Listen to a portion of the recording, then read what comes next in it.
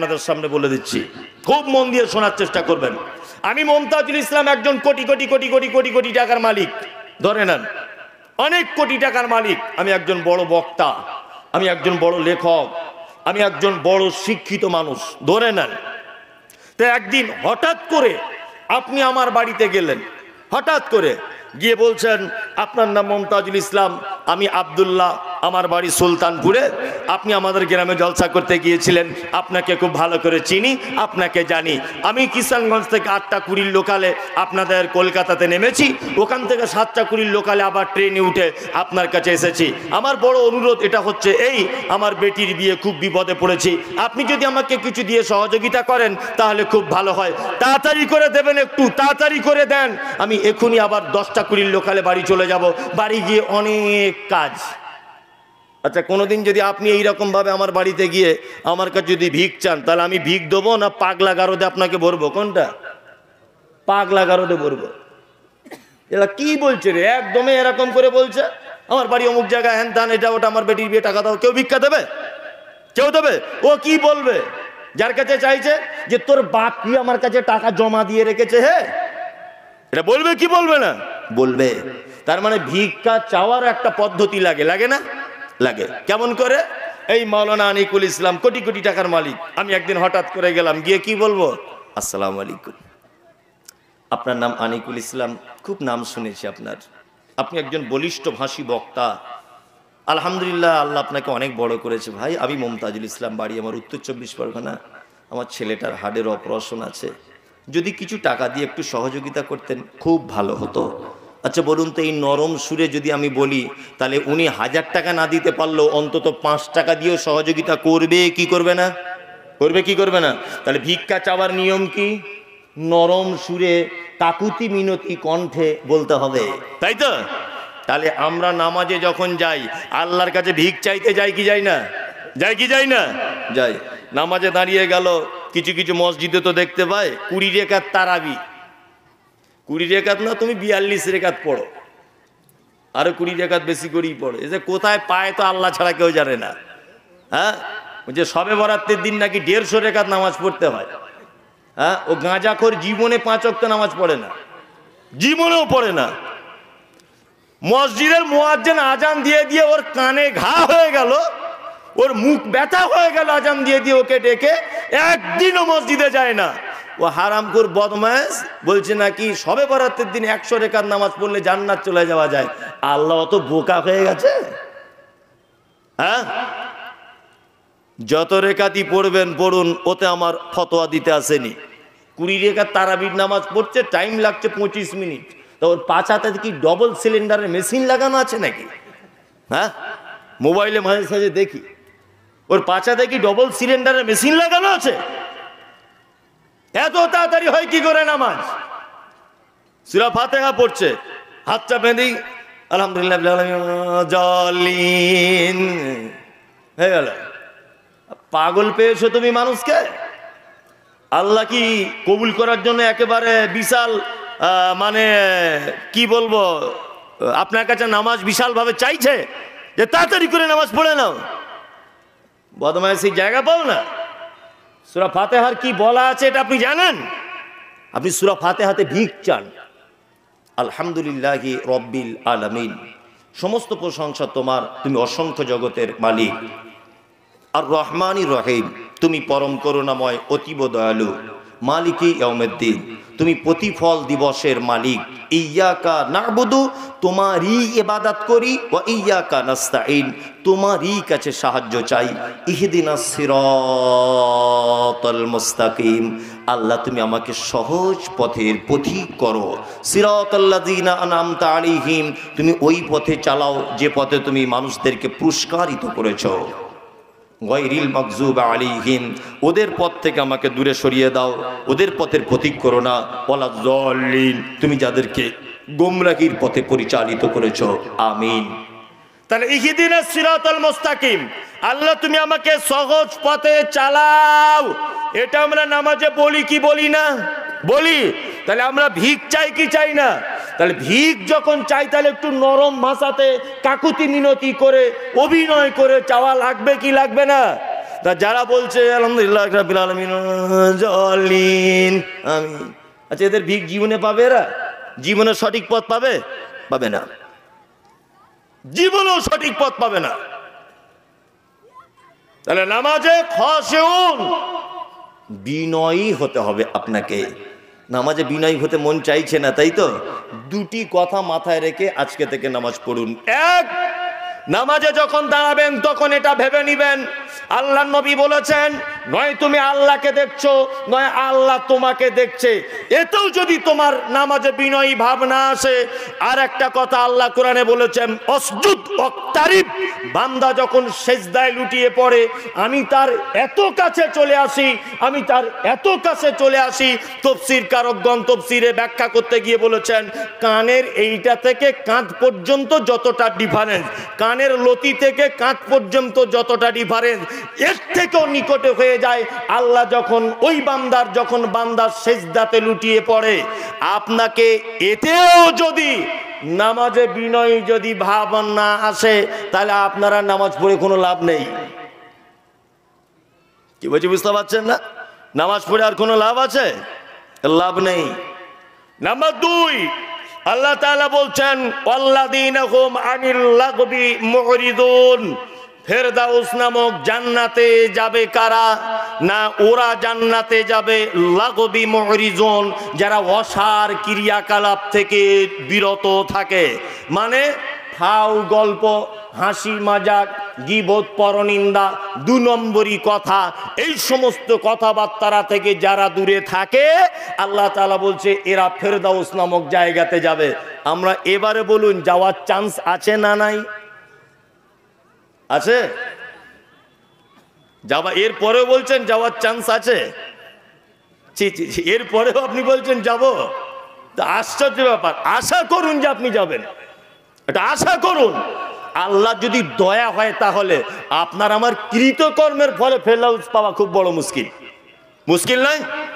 চায়ের দোকানে বসে এখানে ওখানে শুধুতে এর বইয়ের কথা, ওর মা কি করেছে, ওর বোন কি করেছে। একজনে বলছে শালা দুতলা বাড়িটা কি করে করলো বল দেখিন। আর একজন তখন বলছে কলকাতায় কাজে গিয়েছিল, মাল ঝেড়ে এনেছে। ও যে মাল ঝেড়ে এনেছে আপনি বুঝলেন কি করে? আপনি বুঝলেন কি করে? একটা লোক চাকরি পেয়েছে, তা আর একটা লোক পাশ থেকে বলছে ওর বেটা কে এমনি চাকরি পেয়েছে, 15 লাখ টাকা ঘুষ খেয়েছে, তবে চাকরি হয়েছে। ওর বেটারা 15 লাখ টাকা ঘুষ খেয়েছে, আপনি কি দেখতে গিয়েছিলেন? দেখতে গিয়েছিলেন আপনি?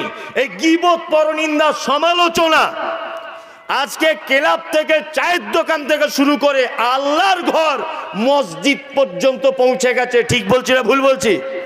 নামাজ পড়ে দেখবেন 4-5টা বয়স্ক লোক বসে গেল, গিয়ে দেখবেন এর কথা ওর কথা, ও কি করছে এ কি করছে, এই কথাবার্তায় ব্যস্ত। ব্যস্ত নয়? ব্যস্ত। ইমাম সাহেব ভাইরা আছেন এখানে, কেউ ইমামতি করেন? আপনাকে একটা কথা মাঝখান থেকে বলে রেখে যাচ্ছে, শুনে নেবেন। আপনার ইমামতির চাকরি যদি, লংজিভিটি যদি বাড়াতে চান, তাহলে কাউকে আপন হিসাবে ওই গ্রামের অন্ততপক্ষে বন্ধু করবেন না। সব থেকে বড় যদি ক্ষতি করে আপনার কোনো দিন, তাহলে ওই মামুই আপনাকে করবে, যাকে বসিয়ে বসিয়ে আপনার সঙ্গে ভাত খাওয়ান, আর যার মোটরসাইকেলের পিছনে বসে আপনি ঘোরেন, যাকে সব সময় আপনার ঘরে প্রাধান্য দেন, দেখবেন চাকরির 12টা ওই সপ্তাহ আগে বাজাবে। কারণ ও আপনার সব গোপন তথ্য জানে। আপনি বাড়ি চলে গেলেন, 2 দিন 3 দিন 4 দিন কামাই করেছেন, ওই তখন বলে বলে বেড়াবে ইমাম সাহেব ঠিক ভালো লোক নয় রে, এত কামাই করছে, এত এই করছে তাই করছে। ও বলবে, সমালোচনা করবে আপনার পিছনে। করবে কি করবে না? হ্যাঁ জি। ওয়ামিনান নাস মাইয়াকুলু আমান্না বিল্লাহি ওয়া বিল ইয়াউমিল আখির ওয়া মা হুম বিমুমিনিন। আল্লাহ সুবহানাহু ওয়া তাআলা বলছে, ওয়ামিনান নাস মাইয়াকুলু আমান্না বিল্লাহ। হে নবী, কিছু মানুষ আপনার কাছে এসে বলে যে আমরা আল্লাহ এবং তার রাসূলের উপর ঈমান এনেছি। আল্লাহ তারপরে বলছেন ওয়া মা হুম বিমুমিনিন। নবী কখনোই তারা মুমিন নয়, কখনোই তারা ঈমান আনেনি। এরা হচ্ছে পাক্কা মুনাফিক। এরা মুখে একরকম বলে, কাজে আরেক রকমের করে। সমাজে কিছু মানুষ এরকম নাই যে মুখে একরকম বলে, কাজে আর এক রকমের করে? আছে না নাই? আছে। আল্লাহ তাআলা বলছে আনিল লাগবি মুরিজুন, যারা এই সমস্ত অসৎ কথাবার্তা থেকে বিরত থাকবে অচিরেই তারা মারা যাওয়ার পরে ফেরদাউস নামক জান্নাতে চলে যাবে। নাম্বার 3, আল্লাহ তাআলা বলছেন আল্লাযীনা হুম লিযাকাতি ফাইলুন, যারা নিজের জাকাতের ব্যাপারে খুব সক্রিয়, খুব ভালো ভূমিকা পালন করে। বর্তমান বাজারে যত ধনী মানুষ রয়েছেন, জি, এনারা বেশিরভাগ জাকাত যত মাদ্রাসাতে দেন, মক্তবে দেন, ফকির মিসকিনদেরকে দেন, তার থেকে নিজের জাকাত নিজে বেশি খানেওয়ালা লোক বেশি। নিজের জাকাত নিজে বেশি খায়। আপনাদের সুলতানপুরে ভিখারি আছে? ভিখারি একটা কোনো লোক ভিক্ষা করেন এরকম লোক আছে? আচ্ছা, আপনাদের গ্রামে নেই, 2-4টে গ্রামের মধ্যে কোনো ভিখারি আছে? আছে না? মুসলিম গ্রামে আছে। কারোর মা হোক, কারোর বাপ হোক, কারোর ভাই হোক, দেখবেন ভিক করতে আসে। আসে না? ভিক করতে আসে। আল্লাহু আকবার। আপনি অবাক হয়ে যাবেন একটা কথা বললে।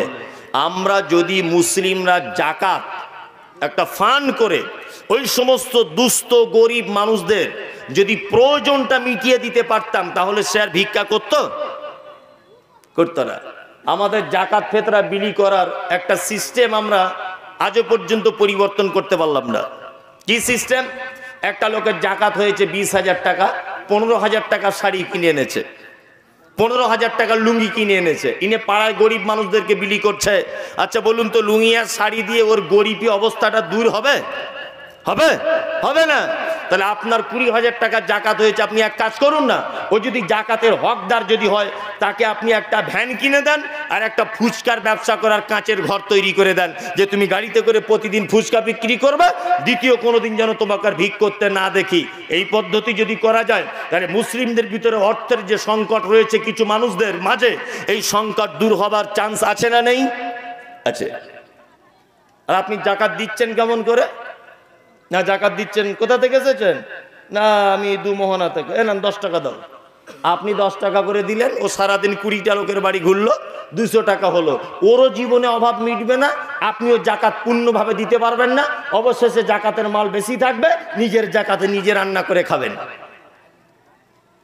কি বলছি বুঝতে পারছেন না? আল্লাহ তাআলা বলছেন জাকাতের ব্যাপারে খুব সক্রিয় হতে হবে। নাম্বার 4, আল্লাহ তাআলা বলছেন আল্লাযীনা হুম লিফুরুজিহিম হাফিজুন, যারা তার লজ্জাস্থানের হেফাজত করে, পর্দা পুরুষিদা যারা করে। আপনাদের এখানে অবশ্য আছে, অসুবিধা নেই, তাই তো? সারা জীবন আমরা 2-3টে বক্তব্য খুব মনোযোগ সহকারে করি আলেম ওলামারা, এবং খুব ভালো করে বলি। সেটা হচ্ছে কি না, মহিলারা পর্দা করবে, তাই না? মহিলারা পর্দা করবে। আর আমার বাড়ির মা বোনেদেরকে 2টো কথা বলে ঘরে ঢুকিয়ে রেখে দিয়েছি। 1, স্বামীর পায়ের তলায় জান্নাত, বেশি ফটর ফটর করবি না, তাহলে জান্নাত পাবি না। ও যদিও বা কিছু চেড়ে বলতে চায়, তা ওকে বলতে দেওয়া হয় না, এই বেশি চিল্লামিল্লি করিস না, জান্নাত যেতে পাবি না, এটা বলে। আর একটা কথা বলে, কোথাও যাবার বেশি চেষ্টা করবি না, তুই ঘরে থাকার জিনিস, তোকে পর্দা করার জিনিস, তুই ঘরের ভিতরে থাক। আমি মমতাজুল ইসলাম বলছি, হুজুর শুধু মেয়েরা পর্দা করবে না, ছেলেদেরও পর্দা আছে। যদি বলছেন ছেলেদেরও পর্দা, হ্যাঁ ছেলেদেরও পর্দা আছে। পরশুদিন আন্ডার প্যান্ট পরে ঘুরতো, কালকে গেছে চেন্নাই রাজমিস্ত্রি কাজ করতে, বড় ঠিকাদার হয়েছে, 20 লাখ টাকার মালিক হয়েছে। 3 মাস পরে বাড়ি এসেছে, সোনার একটা মোটা চেন পরে গলাতে, আর লুঙ্গিটা চেড়া লুঙ্গি, বুঝলেন না, চেড়া লুঙ্গি ভালো করে পড়েছে, আর বুকে ছাতি বার করে খালি গায়ে সকালবেলা ব্রাশ করছে, এরকম করে ঘুরছে রাস্তা দিয়ে। পরশুদিন আন্ডার প্যান্ট পরে ঘুরতো, ওকে কেউ চিনত না। আজকে কিছু টাকার মালিক হয়েছে ওই জন্যই। একটা পুরুষ যেমন একটা মহিলাকে দেখলে তার মনে যেমন কাম ভাব জাগে, ঠিক তেমন একটা মহিলাও একটা সুস্বাস্থ্য দেহ সম্পূর্ণ পুরুষ মানুষকে দেখলে তারও মনে কাম ভাব জাগে। জাগে কি জাগে না? আল্লাহর নবী বলেছেন, কোন মহিলা যেন আর একজন মহিলার গায়ে যেন হাত যেন না লাগায়। আর পর্দার বিধানটা বিশ্বনবী কত দূর থেকে তিনি যেন সাপোর্ট দিয়ে দিয়ে দিয়ে দিয়ে দিয়ে দিয়ে তিনি যেন আসছেন। আল্লাহর নবী বলেছেন, একজন বালেগ হয়ে যাবা মহিলা, একজন বালিগা হয়ে যাবা মহিলা, যা ঋতু হয়েছে এই রকম কোন মহিলা তার মায়ের সঙ্গে একটা খাটের উপরে একটা চাদর গায়ে নিয়ে শুতে পাবে না। ইসলাম এটা নিষেধ করে দিয়েছে। একজন মহিলা বালেগা হয়েছে, তার ঋতু শুরু হয়েছে, তার মা আর ওরা মানে মা আর বেটি দুইজনা মিলে একটা বিছানাতে চাদর গায়ে দিয়ে শুতে পাবে না। ইসলাম নিষেধ করে দিয়েছে। দুটো পুরুষ মানুষ, যুবক, যৌবন চলে এসেছে, শীতের দিনে একটা কাঁথা গায়ে দিয়ে শুতে পাবে না। আমাদের বিয়েতে গায়ের হলুদ লাগানোর একটা প্রথা আছে, নেই? আপনাদের দিকে আছে? মেয়েদের গায়ে হলুদ লাগায়, আছে না? এখন ইদানিং কিছু ছেলেরাও লাগাচ্ছে, তাই না? ছেলেরা আপনাদের দিকে লাগায় না? লাগায় না তো? লাগায় না, লাগায় না। ও মৌলভী সাহেবদেরকে দেখতে পারে না। কিছু যুবক ছেলে আছে, বলছে মৌলভী সাহেবদের দেখলে ঘিন ঘিন ঘিন ঘিন করে আমার গা হাত পা। ওদেরকে একদম দুই চোখে দেখতে পারি না। হে, মৌলভী সাহেবদের দেখতে পারে না, ঠিক আছে, তা বিয়ের সময় তো একদম বড় পাঞ্জাবি টুপি পরে মৌলভী সাহেবদের মতো ভ্যাক করে আব্দুল কাদের জিলানির মতো মুখে রুমাল দিয়ে বিয়ে করতে যাও, তখন মৌলভী সাহেবদের পোশাক পরতে লজ্জা লাগে না? হ্যাঁ, অনেক মানুষ বলে মৌলভী সাহেবদেরকে দেখতে পারি না। তো মৌলভী সাহেবদের তোমায় দেখতে হবে না? তা বিয়ের সময়তে যাও এরকম আন্ডারশার্টিং প্যান্ট পরে যাও, তখন তো বড় পাঞ্জাবি পরে আর মাথাতে একদম কাঠের টুপি লাগিয়ে মুখে রুমাল দিয়ে বিয়ে করতে যাচ্ছ, মানে তখন একটু মৌলভী সাজতে ঢং হয় নাকি? হ্যাঁ, মেহেন্দি পরানোর একটা প্রথা আছে। হাতে একটা মহিলা আর একটা মহিলার মেহেন্দি পরিয়ে দিচ্ছে। জি, যদি বা মেহেন্দি পরানো হারাম এটা আমি বলছি না, যদি পড়াতেই হয় তাহলে ওর মা পড়াবে, অসুবিধা নেই। ওর ফুপু পড়াবে, এতে অসুবিধা হবে না। ওর খালা পড়াবে, এতে অসুবিধা হবে না। আল্লাহ নবী পর্দার ব্যাপারে, জেনার ব্যাপারে বলতে গিয়ে কত দূর থেকে গাইড করছে শুধু দেখুন। মামাতো বোন, খালাতো বোন যদি ওর গায়ে মেহেন্দি পড়ায়, তাহলে ওর শরীরটা নরম না শক্ত সেটা সে বুঝতে পারবে কি পারবে না? পারবে। তাহলে একটা মেয়ে ওর গায়ে হলুদ মাখালো, তার স্বামীটা ধরে নেন কাঞ্চন মল্লিকের মতো, ধরে নেন আপনি ওর স্বামীটা কাঞ্চন মল্লিকের মতো, জি, আর ও গল্প করছে। কার সঙ্গে গল্প করছে? ওর স্বামীর সঙ্গে রাতের বেলাতে, যে আজকে স্বামীমার গোসল করালাম, গায়ে হলুদ দিলাম, স্বামীমার গাটা কি নরম, তুলোর মতো। ও স্বামী তখন মনে মনে ভাবছে, তোর গা তো শক্ত ইটের মতো, মনে মনে ভাবছে তাহলে ওকেই বিয়ে করলে আমার ভালো হতো। এটা ও ভাববে কি ভাববে না? অন্তরে জেনা থেকেও দূরে থাকার জন্য আল্লাহ নবী সাল্লাল্লাহু আলাইহি ওয়াসাল্লাম বলেছেন, কোন নারী যেন আর একটা নারীর শরীরে হাত দিয়ে নরম কি শক্ত এই অনুভবটা যেন না করতে পারে। অবশ্যই এই ব্যাপারগুলোতে মাথায় রাখবেন। এই যা জলসা যা চলছে এখন, জলসাগুলো মেলাতে পরিণত হয়েছে। কি বলছি বুঝতে পারছেন না? জলসা মেলাতে পরিণত হয়েছে। কালকে যেখানে প্রোগ্রাম করলাম, আমি নাম বলবো না, দুটা তিনটা ছেলেকেই তো জানে, দড়ি দিয়ে বলছে কোন ঘরে বেঁধে রেখেছে। বলছে কেন? বলছে কাকে ফোন নাম্বার দিচ্ছিল, আবার কেউ বলছে যে কার গলায় হাত দিয়ে দিয়েছে, এই রকম ব্যাপার। এই যদি জলসার যদি এই চরিত্র হয়, তা পর্দার ওয়াজ করব কোথায়? কি আশ্চর্য ব্যাপার! এইটুকু রাস্তা পার হতে এই অবস্থা। আসলে আমার যা একটা এক্সপিরিয়েন্স, তাতে করে যা বলছি, এই জলসাগুলো যারা দেয় আমার মনে হয় খুব ভালো লোকে দেয় না। কমিটির লোক রাগ করবে। বেশিরভাগ দেখবেন বেনামাজি, গুটখাখোর, বিড়িখোর, তামাকখোর, বাইরে ঘাটে কাজবাজ করতো, কিছু টাকা পয়সা হয়েছে, বাড়ি এসে বলছে মোবাইলে দেখেছি মমতাজুল ইসলাম, সাংঘাতিক ব্যাপার, ও কি আন, যত টাকা লিবে। কি বলছি বুঝতে পারছেন না? অধিকাংশ জলসার কমিটি 5 ওয়াক্ত নামাজ পড়ে না। এখানকার হয়তো পড়ে, অন্য জায়গায় পড়ে না। আপনাদের এখানে পড়ে তো? সুলতানপুরের যে কজন জলসা কমিটি, অধিকাংশ দেখবেন যে তারা বেনামাজি, অধিকাংশ দেখবেন একটাও ভালো লোক সঙ্গে যুক্ত থাকে না। কিছু আলহামদুলিল্লাহ, তার মধ্যে আপনারা সুলতানপুর ভালোর মধ্যে আছেন। বুঝলেন না? আমি যদি খারাপ বলি তা আমি গাড়ি নিয়ে বাড়ি যেতে পারবো? হ্যাঁ, রাস্তাতে আমার 12:30 বাজিয়ে দিবে। এদেরকে খারাপ বলা যায়? সুলতানপুর অবশ্য ভালো জায়গা, অন্য জায়গার কথা বলছি। এই সবগুলো আটকাবেন কি করে? এই দোকান থেকে কিছু টাকা পায়, জলসা কমিটি পায় না? পায়। এইটুকু টাকার কারণে দোকানগুলোকে বসতে দেয়। আবার কমিটি যদিও বা দোকান না বসার ব্যাপারে মতামত দেয়, তা যার জায়গায় দোকানটা বসবে সে বলবে আমার জায়গায় বসবে তো তোর বাপের কি? এরকম আছে না? আমার জায়গায় বসবে তোর বাপের কি? ঠিক আছে, জায়গা মালিককে আমি বলছি, এই জলসা 3 দিন পরে বসা দেখি, তোর বাপের কত ক্ষমতা আছে? কাস্টমার তো একটাও পাবি না, দুনিয়ার মাছিতে তোর মিষ্টি খেয়ে পালাবে। হ্যাঁ, দুনিয়ার মাছিতে তোর মিষ্টি খেয়ে পালাবে। বদমাইশির জায়গা পাও না, বলছে আমার জায়গা আমি বসাবো, তোর বাপের কি? তোমার জায়গা তুমি বসাও, জলসা 2 দিন পরে বসাও। এইটাকে কেন্দ্র করে বসাচ্ছ কেন? এগুলো খুব সচেতন থাকবেন। এগুলো এত করে আল্লাহ সুবহানাহু ওয়া তাআলা পবিত্র আল কোরআনে নারী পুরুষের পর্দা যে একটা ফরজ, পর্দা যে একটা ইসলামের বিধান, এটা মারাত্মকভাবে নষ্ট হচ্ছে। বিশেষ করে মাদ্রাসার জলসা বলে উল্লেখ করে দিচ্ছে, যেটা মাদ্রাসার জলসা, যেখান থেকে মানুষ ভালো কিছু আশা করে। মসজিদের জলসা নাম দিচ্ছে, যেখান থেকে ভালো কিছু আশা করে। সেইখানকার পরিবেশ যদি এই হয়, তা মানুষ আর ভালো কিছু কোথায় আশা করবে ভাই? কোথাও আশা করতে পারবে? পারবে না। আল্লাহ সুবহানাহু ওয়া তাআলা পবিত্র কোরআনে তারপরে বলছেন, ইল্লা আলা আজওয়াজিহিম আও মা মালাকাত আইমানুহুম ফাইন্নাহুম গায়রু মালুমিন। তোমার স্ত্রীদের কাছে তোমরা যদি যাও, নিজেদের যৌবনের দৈহিক চাহিদা যদি পূরণ করো, ওতে কোনো রকমের অপরাধ নেই। আল্লাহ তাআলা তারপরে বলছেন, ফামানি বাতাগা ওরা আযালিকা ফাউলাইকা হুমুল আদুন। তোমার স্ত্রী ছাড়া পৃথিবীর অন্য কোনো পদ্ধতিতে তোমার যৌবনের খিদাকে যদি তুমি মিটানোর ব্যাপারে চিন্তা ভাবনা করো, আল্লাহ তাআলা বলছেন আদুন, তাহলে হবে তোমরা সীমা লঙ্ঘনকারী। আল্লাহ তাআলা তারপরে বলছেন আল্লাযীনা হুম লিআমানাতিহিম ওয়া আহদিহিম রাউন। ফেরদাউসে যদি যেতে চাও, আমানত দিলে আমানতে রক্ষা করবে।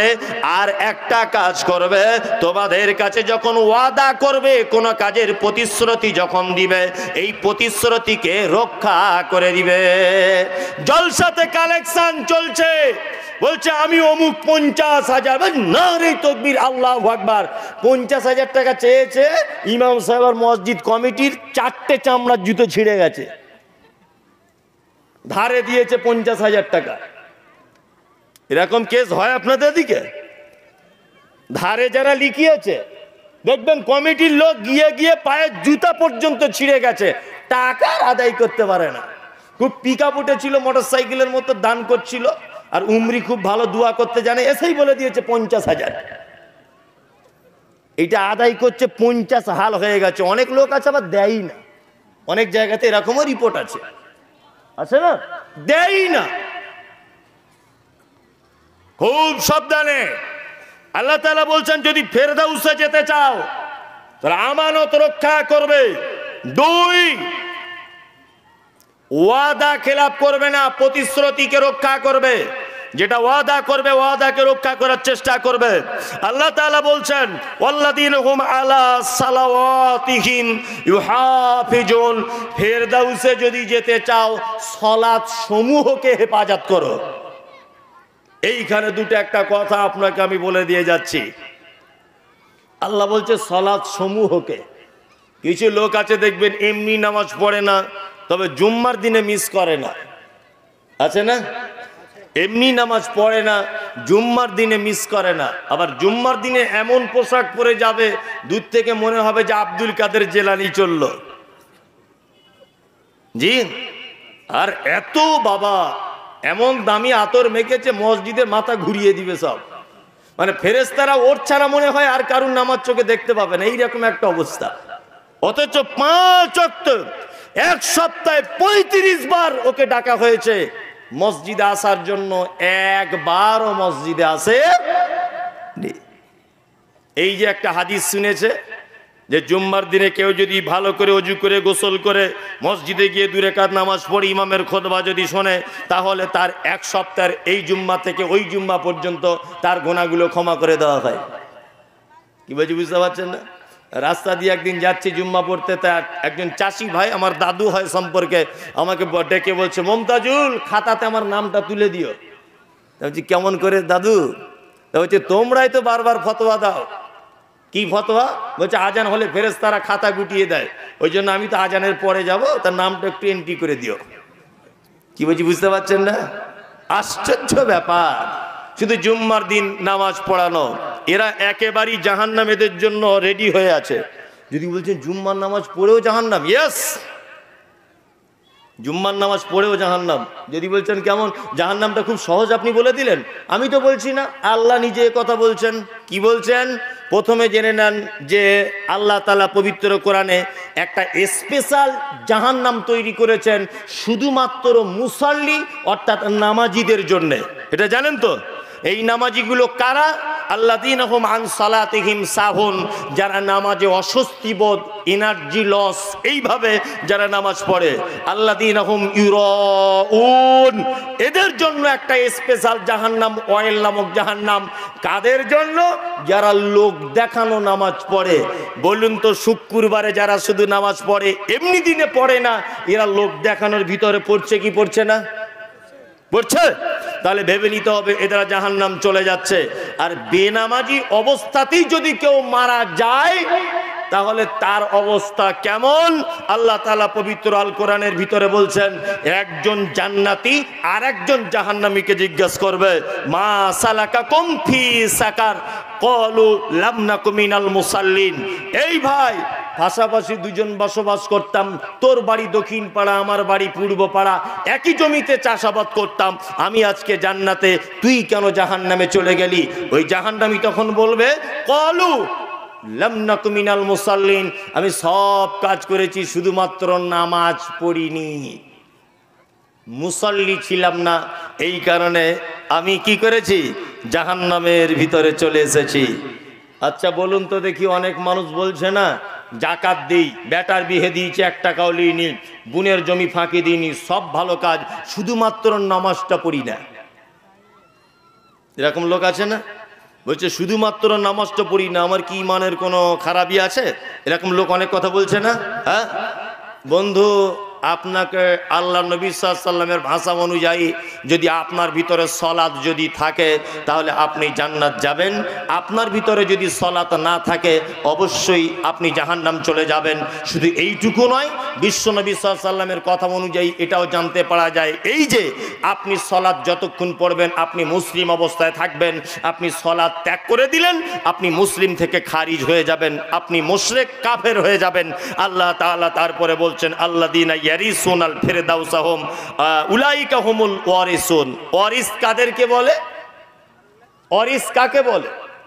ওয়ারিস, আমার বাপের আমি 1 বেটা, আমার 3 বোন, আমার আব্বা মারা গেল। আচ্ছা, পৃথিবীর কেউ, কোন শক্তি, কোন আইন, কোন পদ্ধতি আমার বাপের জমির ভাগ থেকে আমাকে বঞ্চিত করতে পারে? হ্যাঁ, পারে না, কখনোই পারে না। আমি হলাম ওয়ারিস। আল্লাহ তাআলা ঠিক তেমন বলছেন, উলাইকা হুমুল ওয়ারিসুন, এরা তো একদম উত্তরাধিকারী। আল্লাযীনা ইয়ারিসুনাল ফিরদাউসাহুম ফিহা খালিদুন। অবশ্যই এই কোয়ালিটির মানুষগুলো ফেরদাউস নামক জান্নাতের ভিতরে থাকবে, চিরস্থায়ী থাকবে। এইবার আপনাকে ফেরদাউসের জান্নাত বলে দিলাম, নরমাল জান্নাতেও তো যেতে হবে, হবে কি হবে না? ফেরদাউস নাই বা পেলাম, এমনি জান্নাতে যাওয়ার ইচ্ছা আছে তো? 5টা কাজ করবেন। 1, আল্লাহ নবী সাল্লাল্লাহু আলাইহি ওয়াসাল্লাম তিনি বলছেন, দুল্লানি আলা আমালিন ইযা আমিলতাহু ফাদাখালতুল জান্নাত ক্বালা তা'বুদুল্লাহ। যদি জান্নাতে যেতে চাও 5টা কাজ করবে। 1, তা'বুদুল্লাহ, সর্বদাতে আল্লাহর ইবাদত করবে। ওয়ালা তুশরিকু বিহি শাইআ, আল্লাহর সঙ্গে কাউকে শরীক করে দিও না। শিরক মারাত্মক বড় পাপ। শিরক কি? পৃথিবীতে যত পাপ আছে সব থেকে বড় পাপ কি? শিরক। শিরক কাকে বলে? না আল্লাহর যে ক্ষমতা আছে এই ক্ষমতা পৃথিবীর অন্য কারো আছে, এটা মনে করা কি শিরক। আল্লাহর যে ক্ষমতা আছে পৃথিবীর আর অন্য কারো এই ক্ষমতা আছে, এইটা মনে করা শিরক। রুজির মালিক কে? হায়াত মাওতের মালিক আল্লাহ। সুখ দুঃখ সচ্ছলতা অসচ্ছলতার মালিক কে? আল্লাহ সুবহানাহু ওয়া তাআলা। কিন্তু আমরা অনেক সময়তে আল্লাহকে বাদ দিয়ে দ্বিতীয় পক্ষের কাছে যাই কি যাই না? যাই, অনেক সময়তেই যাই। এই দেখুন নামাজে আপনি বলেছেন ইয়্যাকা না'বুদু ওয়া ইয়্যাকা নাস্তাঈন, আল্লাহ তোমারই ইবাদত করি, তোমারই কাছে সাহায্য চাই। এই দুটো কথা আমরা মানতে পারি না শুধু নামাজে মুখে বলি? শুধু নামাজে মুখে বলি তোমারই ইবাদত করি। ইবাদত কারি করা লাগবে আল্লাহ। সাহায্য কার কাছে চাওয়া লাগবে? আল্লাহ। কিছু মানুষ রয়েছে যারা খুব ভণ্ডামি করে, কিছু ভণ্ড আছে। এই ভণ্ডদের দাবি হচ্ছে যে আল্লাহর সাহায্য পেতে গেলে কোনো মানুষের সহযোগিতা নিয়ে, কোনো ওলি আউলিয়ার সহযোগিতা নিয়ে আল্লাহর কাছে পর্যন্ত পৌঁছাতে হয়, তাছাড়া পৌঁছানো যায় না। ওদের দলিল কি না? ওদের দলিল একটা কি বলছে, আম গাছের মাথায় যদি চাপতে যাও তাহলে তো ডাল ধরেই চাপতে হবে, এটা ওদের দলিল। কি বলছি বুঝতে পারছেন না? আমি যদি এখন ঘুরিয়ে যদি বলি আম গাছ না হয় যদি নারিকেল গাছ হয়, তাহলে কোন ডাল ধরবে? এটা হচ্ছে ওদের দলিল। বলছে উপরে উঠতে গেলে ডাল ধরে উপরে উঠতে হয়। এটা তো কিছু জানে না, কিছুই জানে না। দেখবেন 2 ঘন্টা 3 ঘন্টা 4 ঘন্টা বক্তব্য দিবে, শুধু আমার বাপ কি করেছে, আমার চাচা কি করেছিল, আমাদের অমুক হুজুর কি করেছিল, এই ওদের বক্তব্য। হ্যাঁ, কি আশ্চর্য ব্যাপার। আমি সব জায়গাতে বলছি, আজকেও বলে দিচ্ছি কথাটা। হুজুর বক্তব্য রাখতে রাখতে একটা বক্তব্য শুনছিলাম, কি করছে, বক্তব্য রাখতে রাখতে বলছে আমাদের মুরিদরা যদি কেউ মারা যায়, কবরে যখন রাখা হবে, মুনকির নাকির ফেরেশতা আসার আগে আমাদের হুজুর পাক সর্বপ্রথম কবরে ঢুকে গিয়েই মুরিদের পক্ষে হয়ে ফেরেশতাদের সাথে মোকাবেলা করবে। পাবলিক বলছে নারে তাকবীর, আল্লাহু আকবার। হুজুরের পাওয়ার কত রে! কি আশ্চর্য ব্যাপার। শিরক। আচ্ছা, আল্লাহ সবকিছুর ক্ষমতার মালিক কি না? তা আল্লাহ আমার আপনার মতো গুনাহগার মানুষের দোয়াটা ডাইরেক্ট কবুল করতে অক্ষম না সক্ষম? কোনটা? সক্ষম। বুঝে মাঝখানে হুজুরকে দিয়ে দোয়া করিয়ে দিতে হবে, এটা শিরক। শিরক অনেক রকমের আছে। যেমন আল্লাহ নবী সাল্লাল্লাহু আলাইহি ওয়াসাল্লাম তিনি বলছেন যে কোন মানুষ যদি শিরক যুক্ত আমল যদি করে, শিরক যুক্ত যদি আমল করে, তাহলে অবশ্যই কিয়ামতের মাঠে হাওয়া মানসুরা, প্রত্যেক আমলকারীদের আমলের নিকট আল্লাহ তাআলা মনোনিবেশ ঘটাবেন। মনোনিবেশ ঘটানোর পরে জিজ্ঞাসা করে বলবে এই পাহাড় সম পরিমাণ নেকিটা তোমার? বলছে হ্যাঁ আমার। এই পাহাড় সম পরিমাণ নেকিটা তোমার? সে বলবে আল্লাহ হ্যাঁ আমার। আল্লাহ সুবহানাহু ওয়া তাআলা বলবেন তোমার শিরক যুক্ত এই তোমার নেকি, ওই জন্য হাওয়া মানসুরা, তোমার নেকিগুলোকে সব বরবাদ করে দেওয়া হলো। এই দেখুন শিরক পৃথিবীতে অনেক আছে, তার মধ্যে একটা শিরক হচ্ছে আল্লাহ নবী সাল্লাল্লাহু আলাইহি ওয়াসাল্লাম বলেছেন মান তাআল্লাকা তামিমাতান ফাকাদ আশরাকা। কোন মানুষ যদি তার হাতে তাবিজ লটকিয়ে দেয়, তামিমা যদি লটকিয়ে দেয়, অবশ্যই সে শিরক করলো। আমরা আল্লাহর রহমতে এগুলো আহলে হাদিসরা কেউ ব্যবহার করি না, করি? তাবিজ করি না। এই একটা মজার ঘটনা আপনাকে একটা কথা বলি, খুব ভালো করে শুনে না।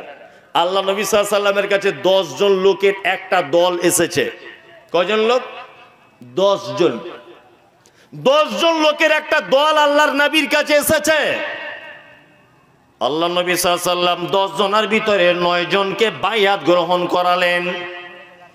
একজনকে আল্লাহর নবী নিজের সামনে থেকে হটিয়ে দিলেন, তার বাইয়াতকে গ্রহণ করা হলো না।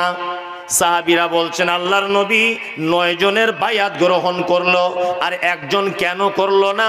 আপনি নিজের সামনে থেকে কেন হটিয়ে দিলেন বলুন? বিশ্ব নবী বলছেন আমি দেখতে পেলাম যার বায়াত গ্রহণ করলাম না ওর হাতে একটা তাবিজ বাঁধা আছে, এই জন্য যতক্ষণ না পর্যন্ত ওই লোকটা তার হাতের তাবিজটা না খুলবে ততক্ষণ পর্যন্ত তার বায়াতকে গ্রহণ করা হবে না। তার মানে হুজুর দেখতে পেলেন লোকটার হাতে তাবিজ লটকানো, আল্লাহর নবী সাল্লাল্লাহু আলাইহি ওয়াসাল্লাম সাইডে সরিয়ে দিলেন, বায়াত গ্রহণ করলেন না।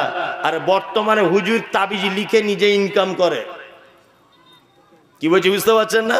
হুজুরের মুরিদ হতে গেলে আগে হুজুরের তাবিজ পড়তে হয়। এ করছে কি করছে না, সব গল্প ছাড়া আর কিছু নয়। আমি মমতাজুল ইসলাম, আমাকে খুব গালাগালি করছে, দেখছেন তো মোবাইলে।